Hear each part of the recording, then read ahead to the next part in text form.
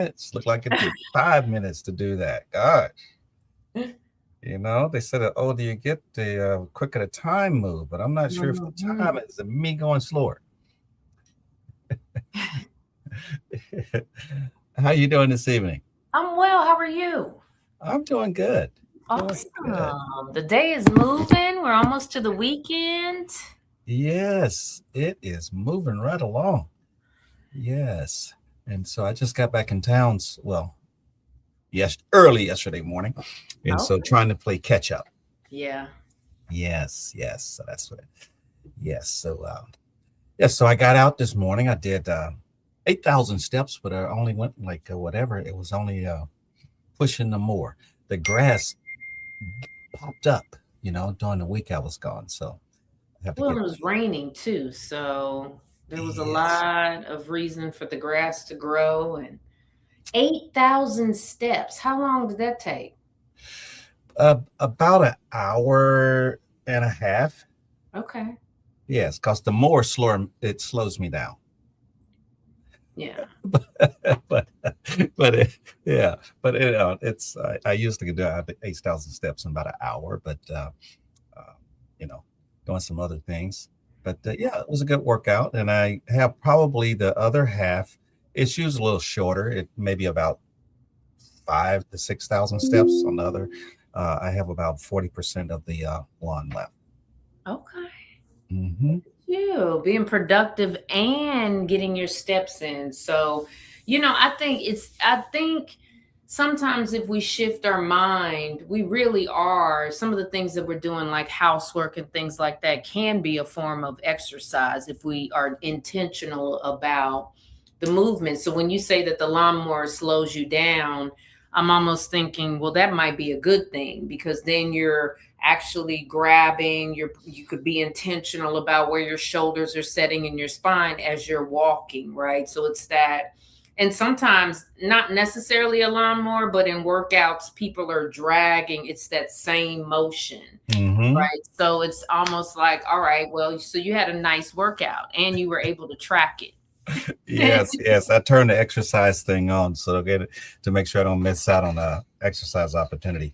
Yes, but I try different things, so I know it's one motion, but when I'm pushing around a bush or something, sometimes I use one hand, one arm, and uh, then I alternate and just use one, to stretch all the way out. Because when you're pushing, you just here in this position here. But sometimes when you're pushing and pulling, you do it with one shoulder and then work out the other. So, and also intentionally going to the point where you walk back up the hill rather than cutting it this way. So you do not, I can avoid the hill.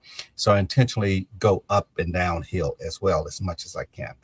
hmm. Yes, just a little difference. Yeah, I like that. I like that. I like the way you think. It's always, how can I, get in my workout and get the yard work done at the same time? So you're killing two bees with one stone. Yes. Is that two bees with one? Yeah. Okay. Yeah, two bees in one stone. You say bees though. I did get stung. Matter of fact, before I left, I was down in Baton Rouge, but the week before I left, I got stung. I drove over some hive or something, and it was too late. I saw the bees, but I sort of didn't react. I mean, I don't run. I sort of back up, but I didn't. I just walked straight into the bees, not paying attention. I was meditating on getting that grass. I saw bees, and I just kept going. And it was about 4 or 5 bees or whatever, and one went up my leg and got a little bite, but Mm. staying. But yes, so I watched out for that area this time. Yeah, so I wished I needed a few stones at that time to knock them out. Yes. I love it. Well, the series for tonight, we're talking about lower back. And I think, when we started our conversation, I started thinking about when you were talking about going around the bush and using your shoulder, using your arms and things like that. And so tonight, when our topic for the night tonight is lower back. And so it brings to mind that, the lower back, in the topic of today is with the lower back building support from within. And the intention for today, now this is really small. Support your body, support your life. Right? So if I can think about the lower back, and if you can go to the next slide for me, Larry, we Okay. overcompensate a lot. Our lower back gets a lot of the pain or the bracing of whatever pain we have in our body. So, why the lower back hurts? The lower back is one of the most common places we experience pain. But pain doesn't always mean the lower back is the problem. Often the lower back is working overtime because another area isn't doing its job. So, what contributes to lower back pain? Tight hips from prolonged sitting. And I'm going to take these one by one. So, if we talk about tight hips, and the first thing they talk about is prolonged sitting, but tight hips can come from trauma. Mm. So it could come from, so if you've been sexually assaulted, or, I can even think about back in the day when we used to get spankings. Mm. For me, that was a Mm. traumatizing experience. So I would Mm. always brace myself, and creating that extra brace to prepare for impact, is what I think about. I also think about if you're constipated or bloated, we tend to grab or hold on or brace right in that hip area. So those are things that we counteract by bracing ourselves and tightening those hips. So it's not just from prolonged sitting. The tight hips can come from those things that I mentioned. Larry, I heard an exasperated noise coming from you. Do you have something to comment on, or? Yeah, you was talking about those tight hips, and then you started talking about the spanking. Well, back in the day, you know, um, we had an option to either do what they called it when you stay after school. Was that Detention? detention hall I see. or the spanks with the paddle? Yeah. And so, if I got detention hall, then I was going to get the paddle when I got home. The paddle at home, was not directed on one area. It will hit you different places, and it may not be a paddle either, but it's going to be something. And so to avoid that, uh, from home, I used to go to the principal's office and get those licks on the back end. And so I remember, bracing, I Yeah. think the individual could walk out walk to close the door or whatever, and you're just sitting there with your eyes closed, and so you not only you tensing up your back pockets, you're tensing your shoulders, your legs, and everything, getting ready for that impact. So yes, that is that did jar my memory of that, in reference to tensing up and feeling pain, not necessarily in the area that it's applied to. Yeah.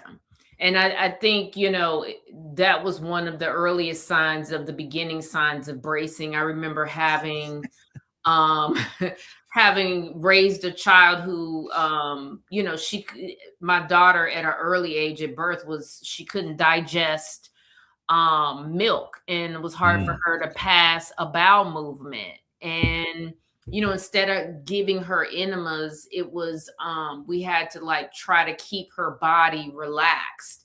And just at that age, watching her body tense up, I was like, oh my god. And it just, her entire body, from her toes, everything would just be so tense, just mm, bracing, because she couldn't pass a bowel movement. So I think it's super important to recognize, and I also want to talk about sexual assault or being assaulted, because too, people don't understand that type of trauma, you're naturally bracing yourself. I think also, if I can go back, when I had my C-section at childbirth, having that scar, I also was bracing my hips as well, because the scar was tender. So those are ways that we overcompensate, and sometimes we add extra stress to the lower back.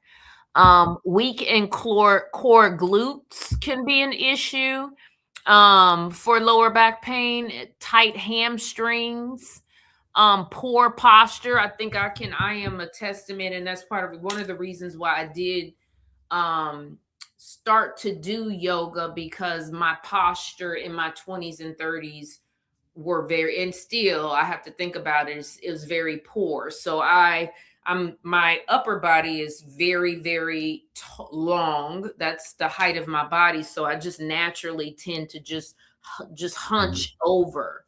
um Standing, I'll hunch over. And so I recognized that that caused, that hunching was because my shoulders were tight and tense, and I had a lot of pain in my shoulders, but I was overcompensating in my lower back. So definitely that as well. And then lastly, stress and protective muscle bracing, which is what we talked about, that trauma and that pain Mhm. is one of the reasons. And if you're constantly doing it and you don't know that you're doing it, these are things that we need, that I'm asking for in this series, that you tap into and see if you suffer from any of these things. And so the teaching moment is, sometimes the lower back isn't weak, it's overworked.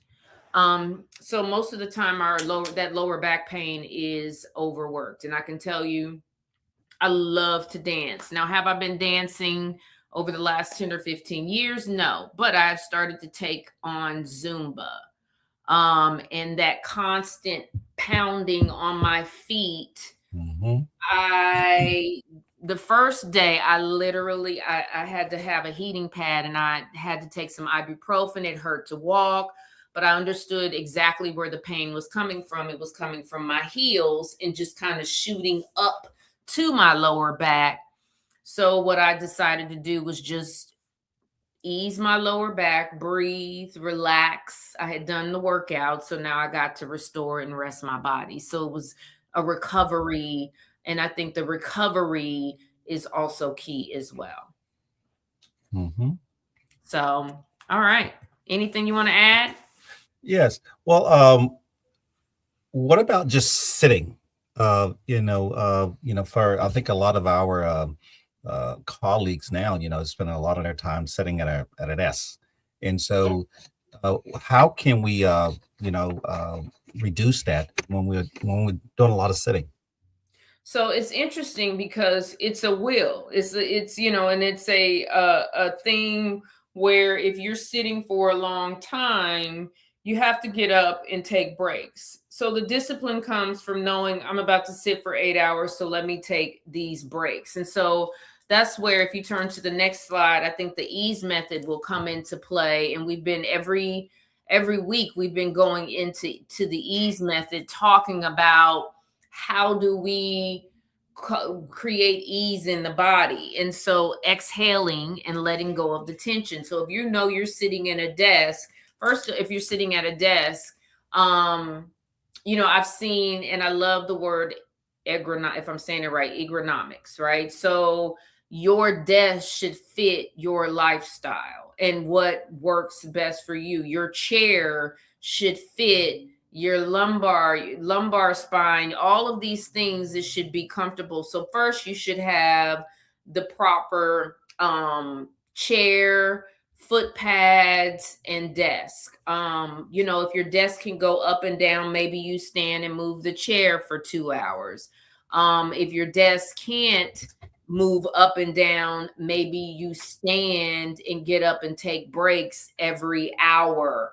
But the prolonged sitting, there has to be something where you create that ease in your body versus straight up 8 hours typing all day long, right? So, what are we doing to our bodies when we're sitting for long periods of time?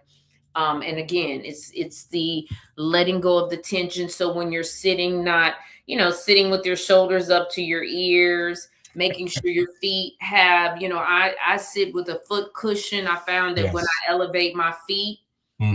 that's better. So I have my bolster. So I'll use, depending on what chair, I'll have my feet Yes. sitting up on a bolster, or maybe one day it's just this bolster where both feet Yes. are up on. But I find something that I can place under my heels. And then I have water, so I'm hydrated. I'm Hmm. definitely hydrated. And so those are the basic things when you're sitting for long periods of time. The other thing that I do is I have a back pillow. So I will have something that will support my lower back and my spine. Depending on the day of the week, if it's Wednesday, Thursday, I have a heating pad that I plug in and I make sure that my spine is resting against that heating pad. Um, I also put salve on my lower back if my back is tight or tense. So I will maybe rub some sort of salve where it just helps to remind me to breathe. So I feel it. It's like peppermint and lavender. So it helps relax the body. Hmm. All right, super. I do the pillow thing under the feet because I do. That's seemed to relieve a lot of tension by I have flat feet. One thing, and so and I really a lot of my childhood was we didn't wear shoes a lot, only if church and school. Other than that, was barefoot, and so I'm sort of feel very comfortable with not having shoes on. And so even if I'm in a crowded office, if I can stick my feet underneath the desk, even I was on the plane, as soon as I sit in the seat, I'm pulling my shoes off. Yeah. Driving, so Yeah. at the desk, same thing. If I have the shoes off, pillow under the feet, it relieves a lot of tension and stress for me. Yeah. I also recognize, and I'm glad you brought that up, the type of shoes that I have on my feet. If my feet are like I've noticed sometimes some of my tennis shoes will cause swell, like if my feet start to swell and the shoe gets to be too tight, then it starts to go up and my knees are affected, the back of my knees, and then I can feel, especially when I'm driving. So I started getting compression socks and things like that because I started getting cramps in my shins. Or I try to walk around, like you said, if I'm in the car, I don't have on shoes because I need, my feet to be able to breathe and have space. If my feet are Yes. closed up in a shoe and I'm driving, I tend to cramp up in my calves or in my shins.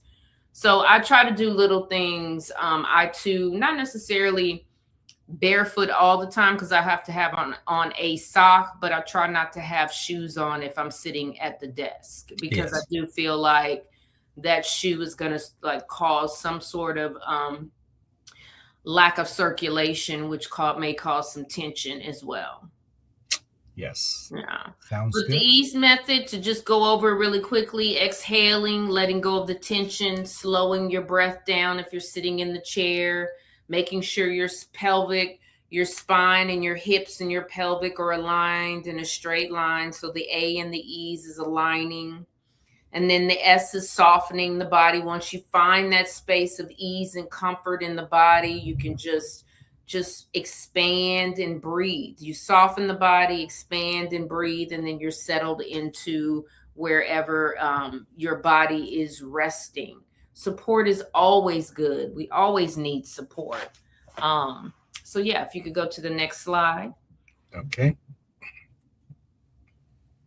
So just to put it all together, the body works together. I think our first, we talked about, and now I'm losing my train of thought. But our first session, we talked about, we did the shoulders, we did, I can't even think. What do we do? The shoulders. Shoulders, hips, I think. Yep. So we did the shoulders, the hips, and now we're on the lower back. And this Mhm. all works together. So building on the foundation, over the past 2 weeks, we've explored the hips and the shoulders. And today we're connecting another piece. It's the lower back. Your body doesn't move in separate parts, it moves together as one connected system. When the hips become stiff, the lower back often compensates. When the shoulders become restricted, the neck and the lower back work harder. Mobility is learning how every part supports the next. So, our reflection is, where do you need support instead of more effort? So, I think we talked about sitting on a pillow. What is support? And I'll ask you, Larry, what does support look like for you? Well, one, I think we talked about the pillow, but also the back. I mean, really the lumbar and the back. when we're speaking of the back, that back support, and I actually like sitting if I'm depends, if I'm on a sofa, a soft seat, or something of that sort, and if I need to pay attention at an office or in a class, I usually set up and not use the back of the chair. Oh, wow. And so, but when I do have the opportunity to have a chair that fits well, I want to sit all the way back and I want that back support. So when my back is touching, I don't want just the back to be totally flat. I want that lumbar support. Yeah. But with that, if I'm going to sit on the edge of the seat, it's different. When I'm sitting in the back, I need lumbar support. So I love that. And it really lessened the tension on not only my back, shoulders, and things of that sort when I have that support in the lower back. Yep, I agree. And we talked about this, but I think to talk about what support looks like and to kind of put it all together, it's like when you're driving, having that pillow to support your back, that extra cushion. Because sometimes the way my spine curves, it's like I have to really move the chair up. I have to make sure my chair. So if you're seeing me driving, I'm like straight up and down, just because I need to be up straight so my spine and my lower back are supported. So grabbing that pillow, supported shoes. I look at Good Feet. I've never been to Good Feet, but I look at these Skechers. I don't really think Skechers works, so I'm gonna just say that out loud. It didn't work for my parents. I don't know about me. So I'm hesitant with Skechers. But there's all types of support out there that will help. And I think sometimes I get people to come up to me as a yoga instructor and say, my lower back. And it's like, well, let's listen to our bodies. And maybe it isn't your lower back. Maybe it is something where your back is working in overdrive to overcompensate. So grabbing that support, standing up in a desk versus sitting down if your back is hurting. So I think, one of the takeaways and what I want people to understand in this series is we don't have to hurt. The hurt doesn't mean that, the hurt should be a signal that we just need to just adjust and maybe do some things with our bodies. Maybe stretching, maybe, doing something easy. But it doesn't necessarily have to be something that is extreme. It's just a shift in movement, mobility, and getting that support. Yes. And for me, I don't know if for all, but when I'm standing for a class, standing in one spot really, really, really hurts. I don't know. It really doesn't matter. I don't think the surface, I used to think it was the surface, on a tile floor, cement floor, but I think even on a wooden floor, just standing for long periods of time, not only my legs shins are hurting, but even my back. And so I intentionally, want to move when we had a 6-hour class just last week, but I can't stand in one spot because it's just tiring staying there. But so movement actually has, it helps my back. If I'm on a feet, I need to be moving. Yeah, I agree. And for me, it depends on the shoe, which, I said, and I mean, that I don't think I will ever put my foot in a shoe, a heel. Again, I couldn't walk in them when I was able to wear them. So now that it hurts to like, I'm like you, it hurts to stand still for certain periods of time. So I need to make sure my shoes have the proper support. So, the tennis shoes are really easy for me to go into, although I've had some tennis shoes that hurt my feet really bad. But for the most part, yes, standing in one space is very tiresome on the back of my legs and creates extra tension in my lower back. So moving around is helpful as well. Yes. Super. All right.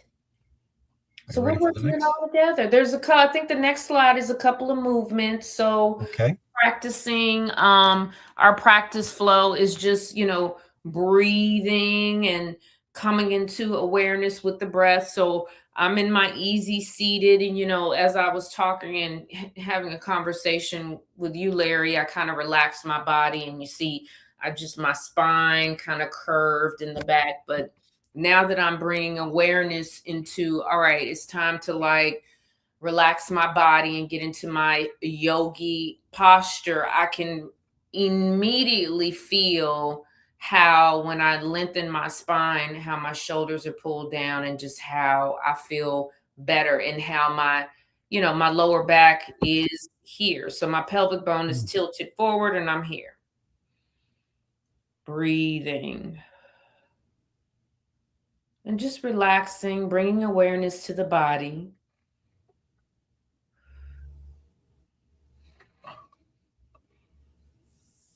So breath awareness is the first posture, pulling the shoulders away from the ears, relaxing the spine, chin is neutral, eyes can be lower closed.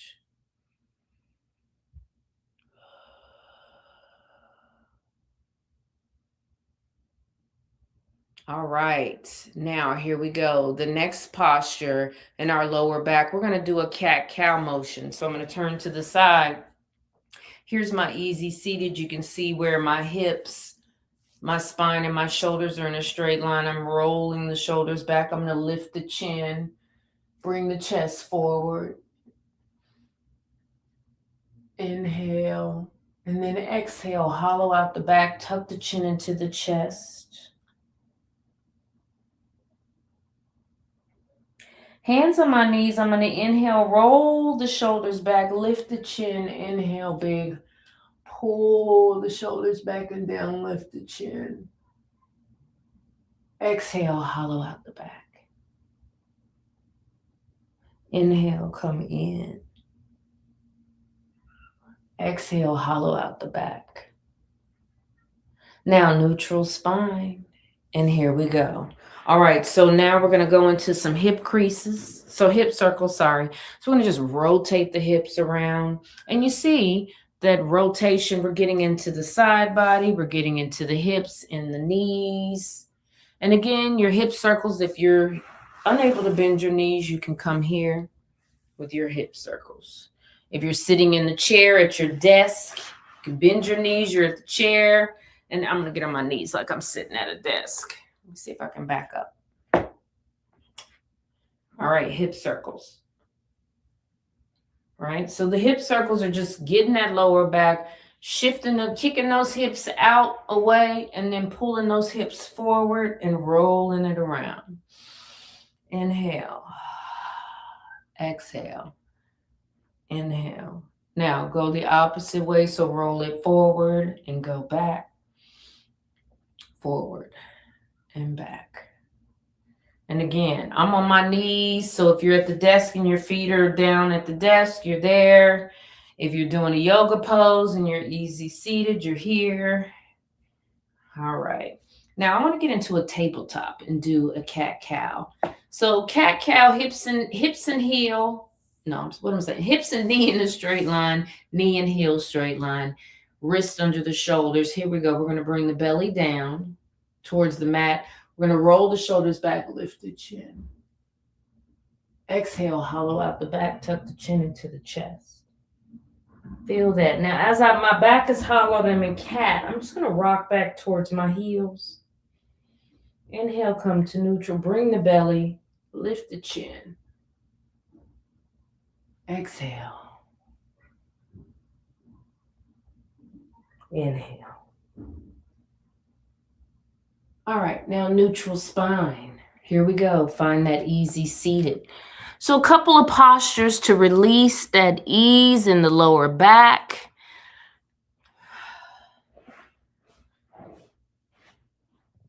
Find that. Okay, so we didn't do child's pose. So let me show you child's pose. And pelvic clock is the circular motion. So the child's pose is hands and knees. Hands and knees, you can bring the knees out, big toes together, shift the hips back, and then you walk your hands out, fold, and we're here. This is our child's pose. Now, hands can come back here, or hands can come here. Some people are tight in the hips, so if you're tight in the hips and you can't bring your hips back or they're they can't go back here, you can find your puppy. So you can just bring the chest down, keep the hips stacked over the knees, fold the chest, and we're here. So there we go. All right. Thank you, Larry. Thank you. Whew, those little postures. I am tired. Okay. So build support, knees to chest, bridge, figure four, hamstring twist, stretch, supine twist, constructive rest, and final relaxation. Let's talk about constructive rest and final relaxation. Rest is key. Having a great mattress, making sure that your sleep is great and at ease. I will tell you, I think I need to buy me a new mattress. My mattress, I'm not able. I will say this, and I'm going off the grid, but I slept in a hotel. Slept in a hotel, and it was one of the best nights rest that I've had. I think with my menopause, and I thought it was just, the menopause, the room, yada, yada, yada. I get up in the middle of the night. I crave sweets. I eat. I put things in my mouth in the middle of the night. I go to sleep. I wake up 3 hours later. I'm eating candy and I go back to sleep. But this night I'm in the hotel, had the same candy in the bed and never woke up. Had a really great night's rest. So I say all that to say, part of my me having pain in my lower back, I think my mattress is too hard. I'm not getting a good night's rest. So rest is fundamental. Rest is fundamental, as well as your shavasana, so laying flat and keeping your mind at ease throughout the day, or maybe taking a 5-minute break and just unclenching, relaxing inside your body. Those are things that will help as well. So the practice flow, there's ways to move your body to minimize that tension, but I do think a lot of the tension is kind of, if you could get into the mindset of understanding where the tension is coming from and going from there, you may reduce the tension.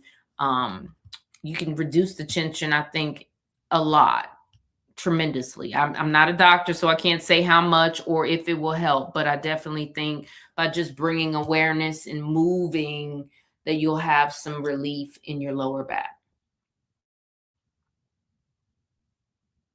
All right, next slide. So the gist of this in this our today's series on our lower back is just create support for yourself. So what support does your body need today? Your lower back doesn't have to do all the work. Support isn't weakness. It's the foundation that allows us to move with confidence, return to ease, one breath, one movement, one supported choice at a time. So Larry, I'm going to ask you, what support does your body need today? What support my body needs today? Yeah, and I guess we're talking about physical supports, right? Yes. Yes. I think one, I need balance. I think physical. One area of the body, not taking the the uh, the impact of another portion of the body, maybe not well balanced. So I think balance in the body. The support I need is, I think, I rest as well, because I don't. There's one thing I don't feel that I need to. I think a lot of impact is something that we experience more than needed, but I think that rest and relaxation actually support the healing and for my body. And other than that, just basically good seating and no prolonged standing. So, yes. Yes, I love it. All right. So I think for me, my body, the support that my body needs is, if I am going to rest, definitely have that heating pad. And then I think what I'm going to do this week is start to put support under my knees for the first 10 or 15 minutes that I'm laying in the bed, just to get that circulation. So I'm going to try to elevate my knees, bringing my knees higher than my chin. And I'm going to see how that works with my lower back. Yes.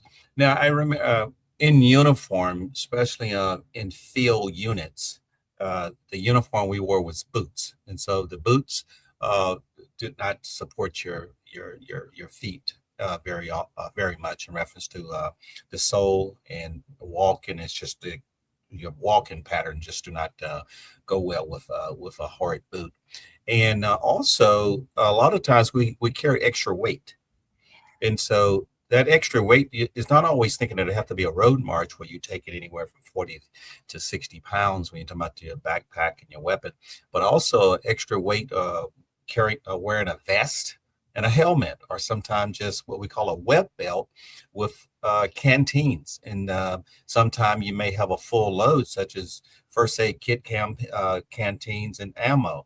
And so carrying that extra weight, it doesn't matter if it's an extra 10 pounds or it's an extra 60 to 70 pounds, the strain, what you felt, and even, when you sit down and pull your shoes off, the relief it would give you.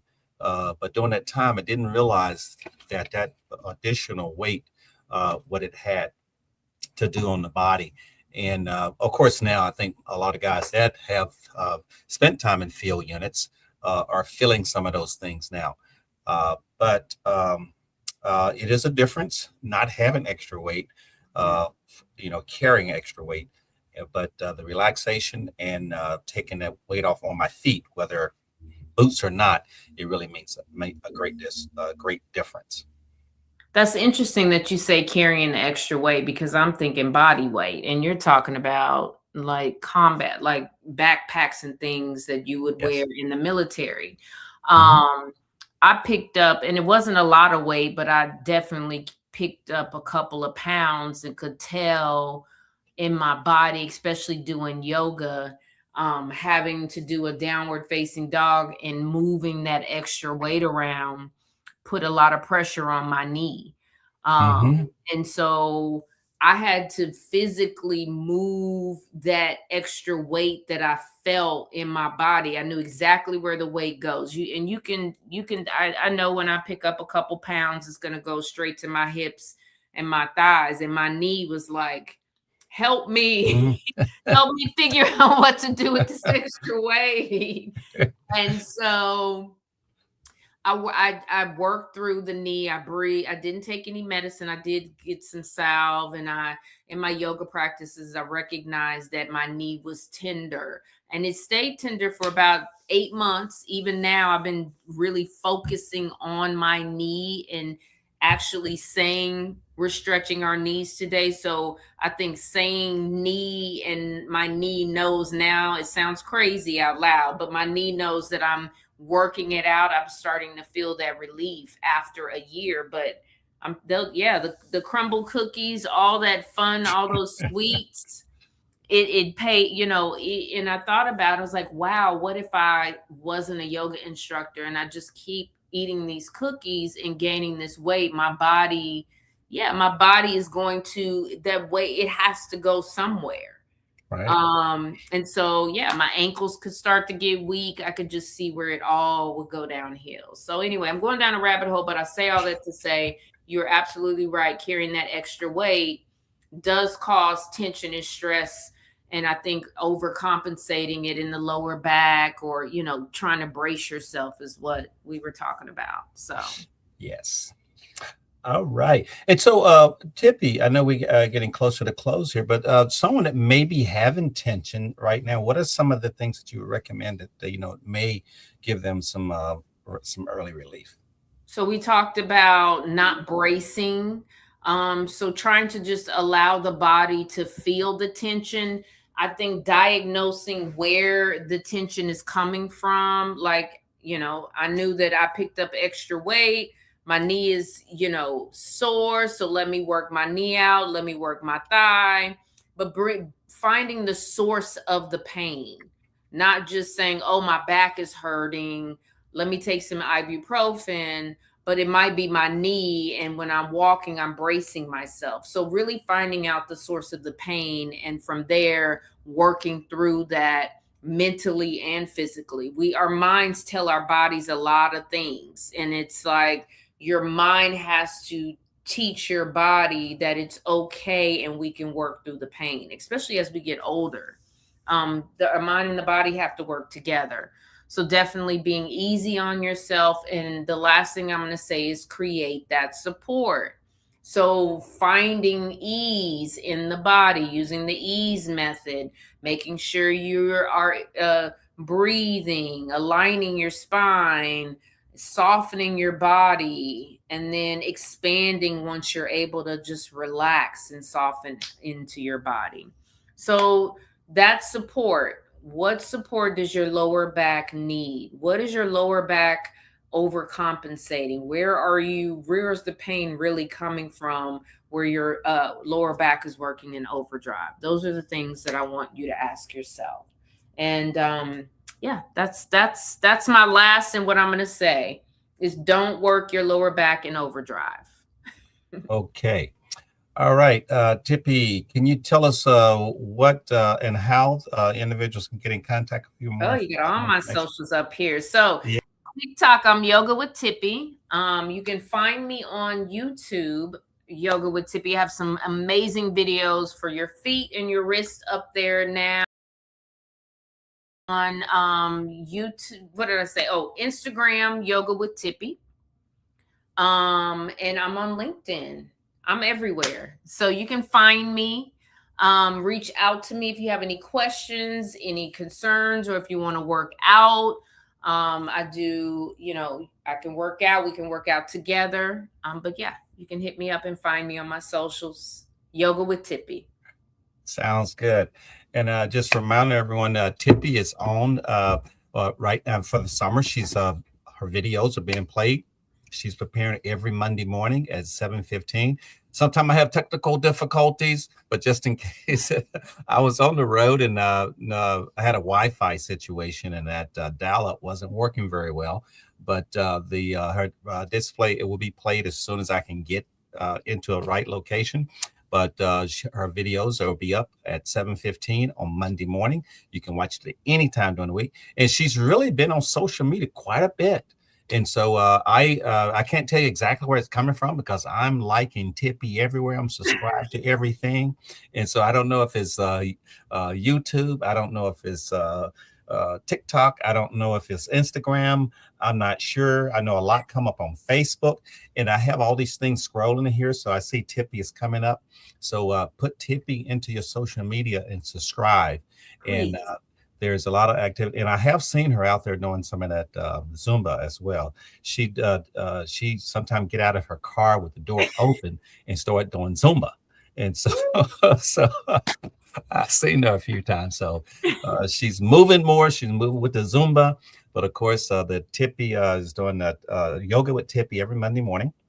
And we're looking forward to having Tippi again on next Thursday.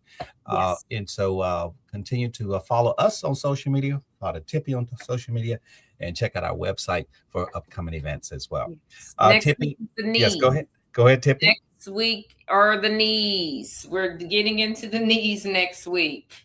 All right. That sounds good. Okay. Well, I don't have anything else, Tippi. Our audience, thank you for joining us, and we'll see you next time. Thank you. Namaste. Namaste.